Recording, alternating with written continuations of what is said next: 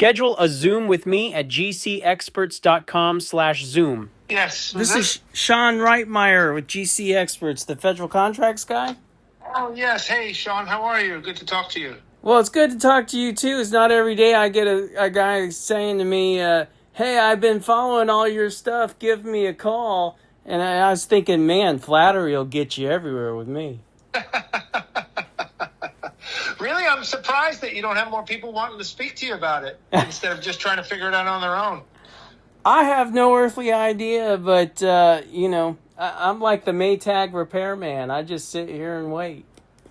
Yeah, I'll tell you, I learned a long time ago, there's no reason to reinvent the wheel all the time, you know? Why dig around? Like, find something that you're interested in, call people. I do that all the time. I call businesses up. Can I get your opinion on something, you know? Oh, yeah. Just to find out what's going on. But, so, like I said, I'm very happy to hear from you. I have been watching some of your stuff, and the thing that actually sparked it, the reason why you came up in my news feed was because, what's his name?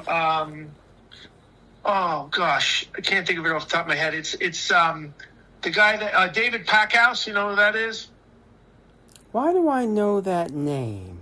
He's the guy that did he was what the movie War Dogs was based on. Ah, yes, I know exactly who you're talking about. Yeah, so it's in a sense similar, right? It's government contracting, but in that sense, it's more about like providing products and procurement and stuff like that versus actually doing the construction and that type of stuff. But I guess it would fall pretty much kind of under the same heading or something, you know what I mean? So because of that, I was looking at that, then you guys came up and I was very, very interested to learn more. So I guess I don't know where you typically start, but I've seen video. John, we have a terrible connection. I'm going to call you right back.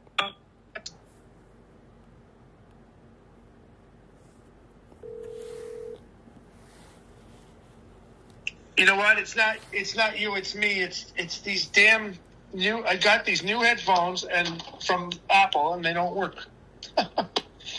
So yeah, well, okay. So first of all, let's talk about the War Dogs guy, because I have you said I call businesses and I ask their opinion. I have opinions. So okay. Number one, he's not a construction guy, but he does understand the procurement process with the federal government. I'm sure that's what I was saying. That's what I was saying when we were breaking up. Like, he's about procurement, but yours is more on the construction side, which I have interest in both, quite frankly. Well, but, everything that he teaches applies to construction, and everything that I teach applies to procurement stuff. You know, wrestling mats, furniture, bullets, aircraft parts. They're all federal contracts. Right. Okay? So if you have an interest... Look, he can't help you with construction, but I can help you with aircraft parts, if that makes sense. Yeah, no, that's great. Yeah, so I was interested in the construction because I've been involved with construction for a long time. I'm currently in the process of... I just took a position with a general contractor. Yep. And this was something that we talked about in the interview. But as I was going through and looking at some of the like the easier ways to get in, so to speak, not necessarily easier, but like businesses that don't necessarily need a license, like with general contracting, you need to have a general contractor's license, or you have to have this license or that license. I was looking at like some janitorial stuff and things like that. So because I have a close friend of mine who owns a janitorial company in New York that could fall right under the same heading. So I'm just doing a lot of spitballing in my head, and I figured, why not reach out to you and see what we could, at least maybe you can give me some direction, and then talk about your course and everything. Well, Look, I'm just sitting here. We can talk about anything you want to talk about. So, I always tell people there's 35 years of shit in my head. The only way to get it out is to ask questions. Yeah. So I guess then, from that perspective, when it comes to what your course does, do they give you the full gamut of the walkthrough of like setting up the sam.gov and things like that? No, and here's why. sam.gov is a registration. It's a one-time thing. Okay? I would never have anybody learn the process to get SAM registered. Gotcha. Because that's a fucking waste of your time. Right. Have my wife do it, or I saw in a video pay some, or pay you, some. Right? I don't even care if you have me do it or have somebody else do it. But for heaven's sake, don't go banging your head against the wall trying to figure that shit out. Okay? Right. When it's a one-time thing. Yeah. Okay. Now, the other thing is, what's the workshop entail? Hold on a second. I'm gonna answer that question for you because I just wrote this up the other day and I'm proud of it. Hold on a second.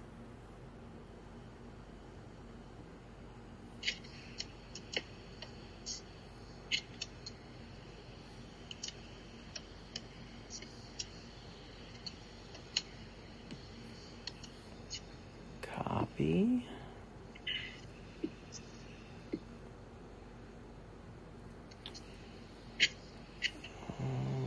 Whoops, wrong button.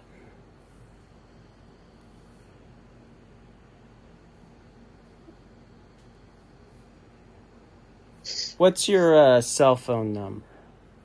516 287 516-287. Found you. Okay. 8355. Let's see. Paste.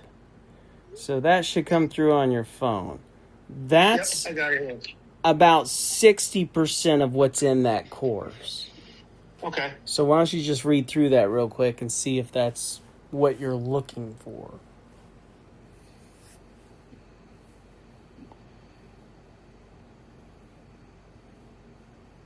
Yeah, definitely reading the solicitations. That's important because that's like some of it's gibberish. Like I was throwing some of it into ChatGPT just to understand because some of it's like reading like old English, like these and thous almost. Well, you got to understand that all of this stuff started with Congress, right? And they're all a lot of them are attorneys, and and so they write things in legalese, and that's the big deal of what I do is I turn it from legalese into everyday construction talk.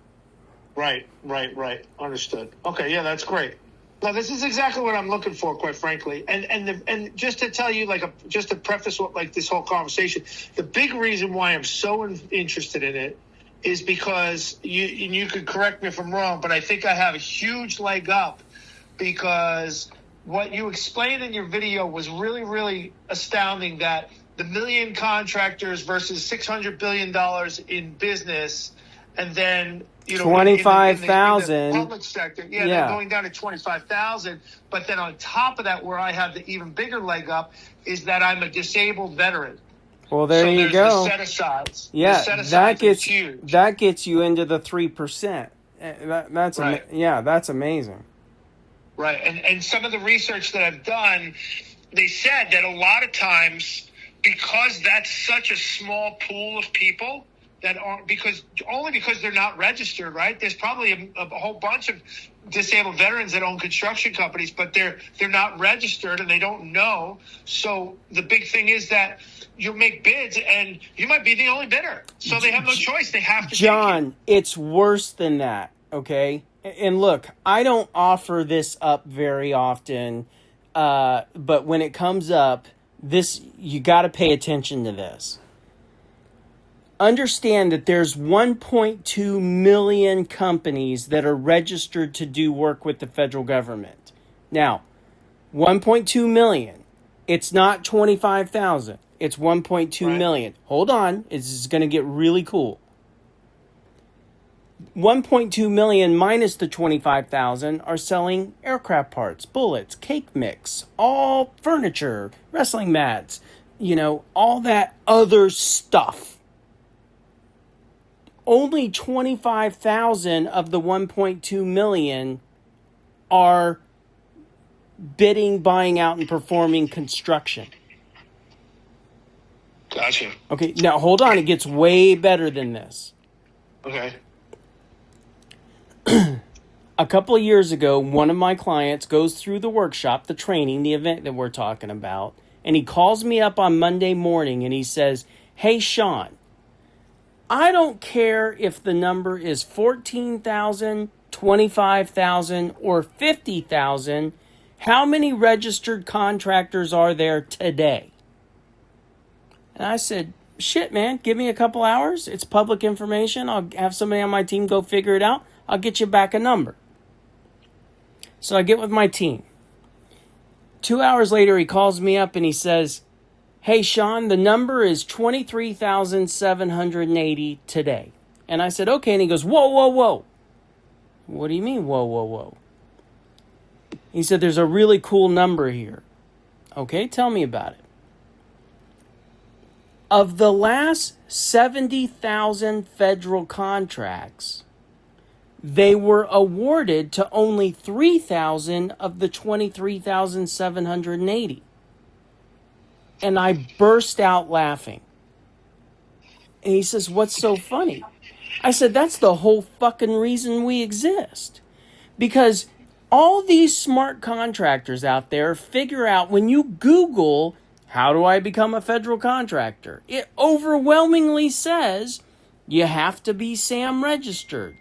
And so a whole bunch of these companies go figure that out. They beat their head against the wall, fucking figure out the paperwork, and they figure out, and then they go, "Okay, I'm registered, give me federal contracts." And it doesn't fucking work that way.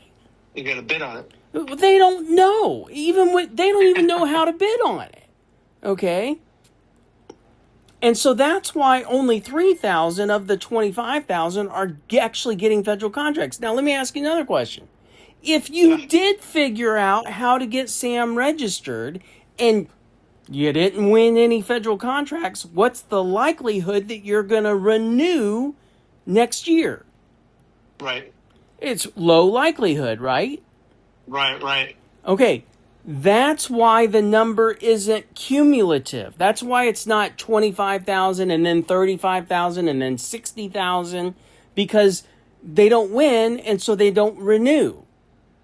Right. So you've got new people coming in, old people dropping off, and that number over my entire career, I've seen it as high as 27,000. I've seen it as low as 22,000. But on average, it's about 25,000 registered federal construction contractors a year. And of those 25,000, somewhere between 3,000 and 5,000 are the only ones actually getting federal contracts. Right.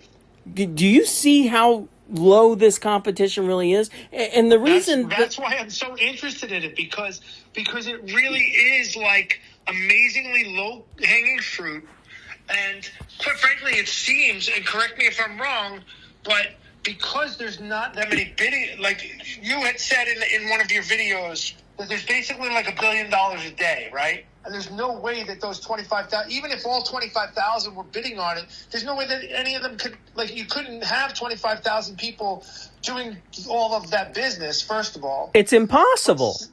But second of all, if only 3,000 of it is getting the work, that's even that much more. So they're going to just basically take whatever price they can get, because they're only going to get one or two bids on each job. Because they have to get the work done. Right. And then add in the DVOSB or whatever the hell the letters are. SDVOSB. Yeah, SDVOSB. So if that's the case, then, like, do you happen to, by any chance, know what the number of that pool is of contractors that are in there? I've never paid attention to that because something I'll ask ChatGPT, I'm sure. Yeah. I don't know that number. Yeah, but I know that they have the set asides. So if there's nobody competing against it, then it's just really a no-brainer work. Like it just doesn't make sense not to do it. So how much is your program? Like, well, first of all, is it only online or is it in person or online? It's only online. So okay. Here's how it happened in real life. First of all, it was a complete accident that you and I are even having this conversation. And when I mean accident, I mean a tragedy. My dad and I, in the early 2000s, were doing, at that point, somewhere between $20 and $40 million a year in federal government construction. We had a team of 6 people. I mean, it was so efficient what we were doing. It was so efficient that we had handshake deals with SDV and HubZone-owned companies where we would bid the jobs, buy them out, get them performed, and split the profits with them because we couldn't go after the SDV jobs or the HubZone jobs because we didn't qualify. But we were so good at performing federal contracts, it was just an easy deal to run some of their jobs through our pipelines. Does that make sense? Right, yep. So then in 2005, my brother and I, we had bought homes on the same side of the street, 2 doors down from each other. It was a childhood dream of ours, and we actually did it, which is unusual. Kids talk about that, but we actually did it. In 2005, I'm out on the lake on a Saturday in my boat with my friends, and I'm calling my brother because he has a boat, and I'm saying, where the fuck are you? And I can't get a hold of him all day long. But around 5 o'clock in the afternoon, I'm pulling out of the cove, and I see him. And he comes over, and we're just sitting there floating, talking for a few minutes. And I said, hey, man, come over and have dinner with us over at Carlos and Charlie's. I'll buy dinner. And he says, no, we're going to Cafe Blue. And I was like, dude, really? Come on, I'll buy dinner. I'll buy dinner for everybody in the boat. Come on. No, I'm going to Cafe Blue. Okay, man, see you later. So my boat and crew, we go over to Carlos and Charlie's. About 10 o'clock, we go out into a cove and we anchor up and we're just going to have a couple more beers before we go home. While we're in the cove, we see all this police boat activity across the water, and eventually we see Starflight, a helicopter, and we're thinking, Jesus Christ, what kind of an idiot gets in an accident, and blah, blah, blah. We're just poking fun at the situation, but hoping that whoever's in that helicopter is okay. What I didn't realize was that it was my brother in that helicopter. Oh, okay. Oh, I saw. You know what? I saw that in the video that he had a terrible accident and he was like a brain issue, right? Something with his brain. He ended up having a golf ball sized portion of his brain removed. Right. So obviously that was a family tragedy. My dad and I are focused 100% on his recovery, to the extent of $200,000 a month for the next 5 years. We just focused on him. Didn't really do anything in construction. At that point, we had made something like $300 to $350 million over our career. So then 2009 happened. So this is 4 years after the accident. And the economy goes to shit. The housing crisis. Right. Obama issues the American Reinvestment and Recovery Act. $150 billion earmarked for stimulus through federal government construction. Roads, bridges, dams, the same thing that FDR had done in the New Deal. Well, 25,000 registered federal contractors can't even bid $150 billion worth of work. That's impossible. Right. So $47 billion gets pulled out of the stimulus package and put back into the general fund. Again, you can look all this shit up. It really happened. So around that time, I want to say it was 2010, the local Austin American-Statesman writes an article, the newspaper, essentially saying that the construction industry has gone to shit because of the housing crisis. And my dad literally wrote an email to the author down here at the Statesman and said, maybe commercial and residential's gone to shit, but look what's happening in the federal sector. And she looks into it and she says, would you write an article about that? He goes, sure. So he writes an article and sends it to her, and she publishes it. Now, look, we're just a couple of dumb contractors. We don't know anything about the publishing world, He just took exception to what the woman had wrote. What we didn't know is that when an article gets published, it can get republished. And that article got picked up by a magazine called Commercial Contractors Remodeling. Commercial Contractors Remodeling, something like that. Anyway, some guy named Jacob Kroll reads that article in this magazine. He figures out who we are, calls us. We get a cold phone call. Hey, I read your article. Would you consider coming up to Dallas and speaking to my group of 110 roofing and restoration contractors? Okay, sure. So we go up there, I think it was on a Friday, and we're the last speakers of the day. They wanted to save us for the last speaker of the day because everybody was interested in hearing about this. That was good for the event. Okay. So we get up there and we give an hour speech on, how great working with the federal government is.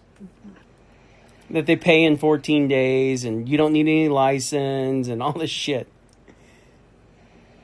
Well, at the end of that conversation, my dad did something I wasn't expecting. He says, I'll take a group of 20 people into a room and teach you everything you need to know to be successful in the federal government construction market. And we get off stage, and he gets bum. The line was probably at the door. He got bum rushed. In fact, I had an iPhone 3 at the time, and I'm recording it because there's like 50 guys standing around him, giving him checks, and he had limited it to 20, and he did limit it to 20. Yeah. And so we're getting in the car, driving back, and I look at him, I'm like, he had just sold $100,000 worth of tickets to an event that did not exist. Right. And that's great. I'm like, what the fuck was that all about? And he says, listen, you got to understand my dad to understand what his next statement was. His grandfather, my great-grandfather, fought in World War I. His dad fought in World War II. He was drafted in Vietnam and did nuclear weapons for the Army. But at the end of his Army tour, he met with General Westmoreland and convinced Westmoreland that he needed to be allowed to take 2 Harley-Davidson motorcycles and travel the country to promote the modern volunteer army. They were called the Army Easy Riders. It was 100% my dad's idea, and they traveled around the country promoting the modern volunteer army. That it's no longer the draft, and this is why it's a great idea to be of service to your country. I mean, my dad's a patriot. Right. He said to me, his response was, there's a huge problem. There's not enough good federal contractors. And I'm just the guy to fix it. I mean, that's just classic my dad. So we go back to Austin. For the next 3 weeks, we're putting together, well, if you were starting off today in federal contracts, what the hell would you want to know to be successful? Right. So we developed this class. Now, one thing that's interesting about my business as opposed to this business, any other business, is that when you get a construction contract and you take that contract and you put it in your filing cabinet, is there any public evidence of that? In other words, can I just walk into your office, open up your filing cabinet, and go, holy shit, you got a $100,000 contract? Right. I'm asking you a question. Can I? No. No, because that's private. But Right. but every contract I ever got in my career, is that private or public? It's public. That's right. You can look it up. So you think I'd ever lie about any contract I ever got? No, because anybody could call you out on it. For that matter. That's right. I would never let that happen. Okay. Now, here's the interesting thing. When we went up and taught those original guys, can I look up if they got federal contracts? Yes. Absolutely. So I started tracking that shit. Right. So anyway, they start getting federal contracts. Now, we think it was a one and done. We go back to Austin. It's a one and done. Every once in a while, those guys are calling us and we're helping them on little issues here and there. But then a year later, something interesting happens. There's a guy in Florida named Anthony Del Medico. And he's thinking about starting a public event for contractors called Win the Storm. He's talking to his two best friends about what he's putting together. And it turns out the two buddies, who I never found out who they were, but they were in the room a year earlier at that event in Dallas, and they're telling him, because they remember this bum rush thing. It was a spectacle. It was really something to see. And they're telling him, you got to find these two guys from Texas, these federal contract guys. You got to find them. So we get this cold phone call from Anthony Del Medico. Hey, would you guys consider flying down? I'll fly you down to my event in Miami, Florida. It's my first Win the Storm, and I'd like to have you as a keynote speaker. Okay, so we go down to Florida. Dad does the same thing. Now, this time it's in a room of 5,000 people, and he says, I'll take 20 people into a room.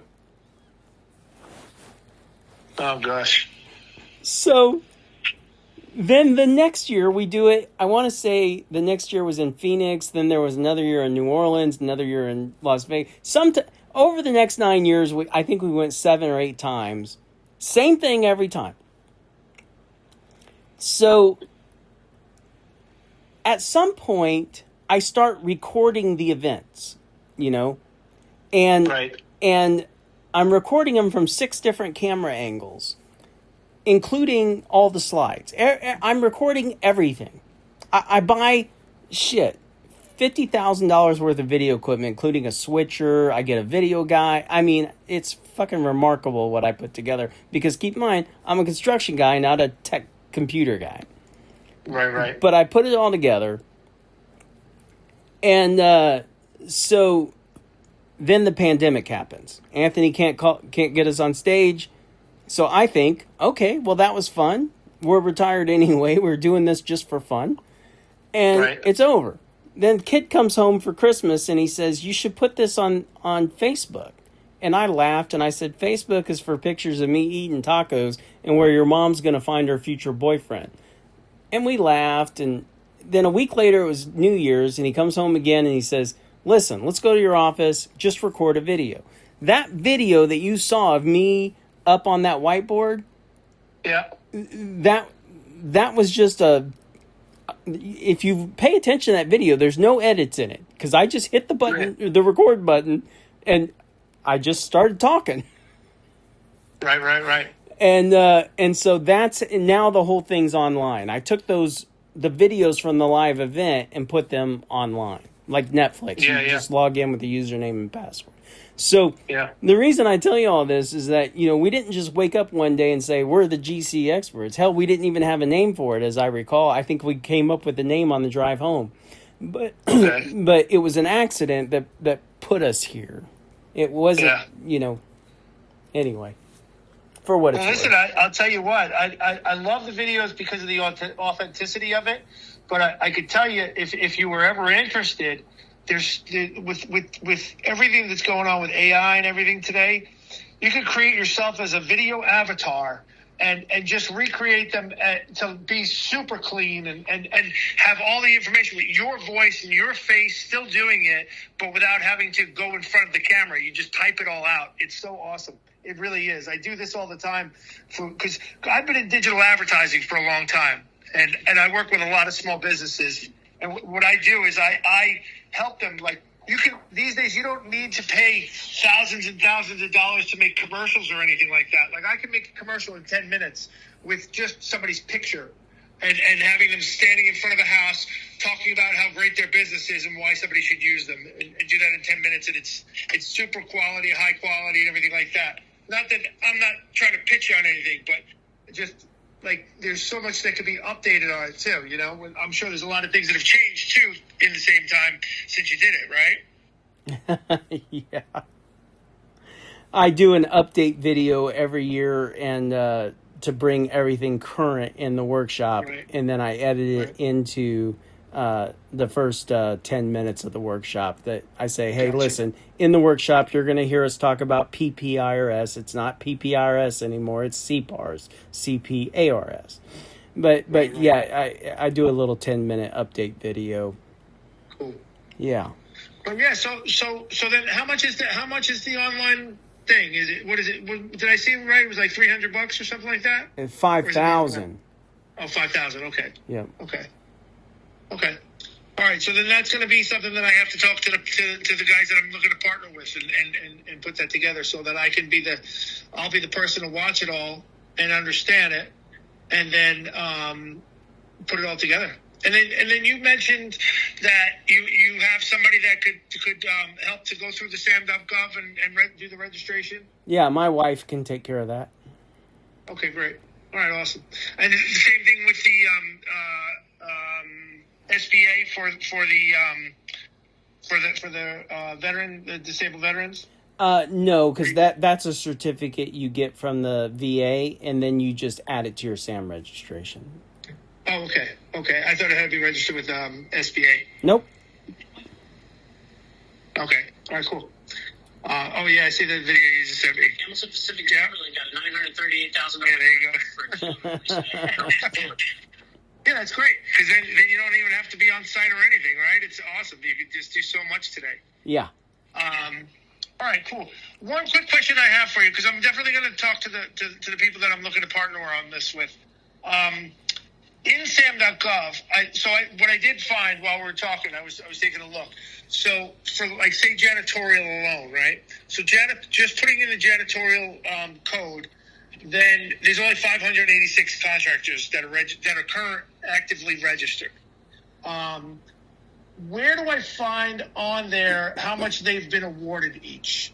Is there like, do you just click on their name and then it tells you somewhere? Yeah, once you have the UEI or the name of the company, you can go to usaspending.gov and look it up. Oh, okay, gotcha. Okay, so you have to do it individually then. Are you in front of a computer? Yeah.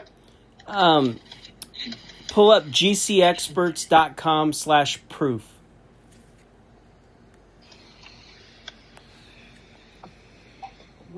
/proof. I call this my indisputable proof page, and here's why. If there's a video, just imagine there's video. In fact, just scroll down to the one that says Dennis of AMG. Dennis of AMG. Let's see. Yep, I got it. Okay, just don't hit play. Just imagine that if you hit that play button on that video, there's a guy there named Dennis who's saying, holy shit, these guys are the experts. Right. That's one thing. That's indisputable proof that I taught him, right? Right. Okay, now the red button. I want you to click the red button underneath this video. Yep. That takes you to usaspending.gov. How much money in federal contracts has he gotten? 437,000. Now that's unimpressive, right? Right. I mean, anybody can get 400 grand in contracts. It used to be that you could create a hyperlink to usaspending.gov where it would show his total contracts, but they changed it. Now you have to do it manually. Yeah, no, I see it down at the bottom, but he's got, that was last year, 436. No, the year before, $1 million. no. Oh, yeah. Okay, so you're seeing them. There's also a button at the top. At the bottom. Okay, at the top, there's also a drop-down button on the top right that you can click all time. Oh, let's see. All fiscal years. Okay. Yeah. So anyway, by the way, that 400,000 is the new fiscal year as I understand it. So in other words, just since October. Yeah. That's right. So okay, that makes sense. Yeah, every single video on that page underneath there, I put a hyperlink to usaspending.gov. So not only is it proof that I taught them, but it's proof they're getting federal contracts. And that's why I call it my indisputable proof page. So you can spend some time on that page and play around with it if you want. Yeah, definitely. I'll take a look. All right, awesome. Let me do this. I'm going to speak to the guys that I want to work with on this and see if I can figure out how to split it with them. And because